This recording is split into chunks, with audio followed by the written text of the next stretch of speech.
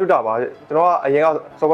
software developer တယောက်လုပ်ခဲ့ပူပါတယ်အခုချိန်မှာကျွန်တော် career လေး change လို့ NNA ရဲ့ ACC Foundation လာ join ရဖြစ်ပါတယ်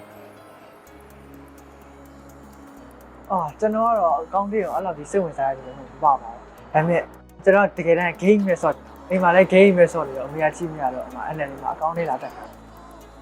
ACC P level ရောက်နေတယ်ကျွန်တော်တကယ်ချင်းကြောက်ကအဲ့အကောင့်လေးဆိုရင်အများစဉ်းစားမနေနဲ့ NNA တော့သွားဆိုကျွန်တော်ကဒီကိုရောက်လာခဲ့တာပါ NLD မှာ foundation လာတက်ရတော့အစတော့တကယ်ကျင်းမကောင်းတယ်လို့ထင်တာပေါ့နော်ဒါပေမဲ့တကယ်တမ်းတက်ကြည့်လိုက်ပါပဲ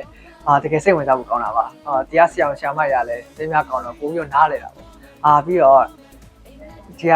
ကောင်မလေးရှိတော့လာလေးရှိတော့တက်ရတာပို့ပြောဟုတ်ကောင်းတခုတော့ဆရာရှိသေးတာကျွန်တော်ဒီတပတ်တစ်ထုပ်ရဲ့ကျွန်တော်အမှတ်အများဆုံးရတယ်အခုဆိုရင် NNA မှာ foundation level ဒါ join တဲ့လူနဲ့ကျွန်တော်ကတော့ပေါ်တာဖြစ်နေဘူးဟုတ်တယ်နော် တိတ်ဟုတ်တာပေါ့ကွာမင်းကပေါ်လာတယ်ငါကမင်းနဲ့ပေါ်တာဖြစ်နေတာမဟုတ်ပါတကယ်တမ်းငါကောင်မလေးတော်တော်လေးနဲ့ပေါ်တာဖြစ်နေတာပြောင်းတယ်ကွာကဲကပါခုကျွန်တော်တကယ်လေးနေအောင်အနေနဲ့ဟုတ်ပြောနေကြပြီပြီးတော့ကျွန်တော်တို့ရတော့ ACA foundation level ကောင်းဆိုးကြော်ပြလာတယ်တူတူ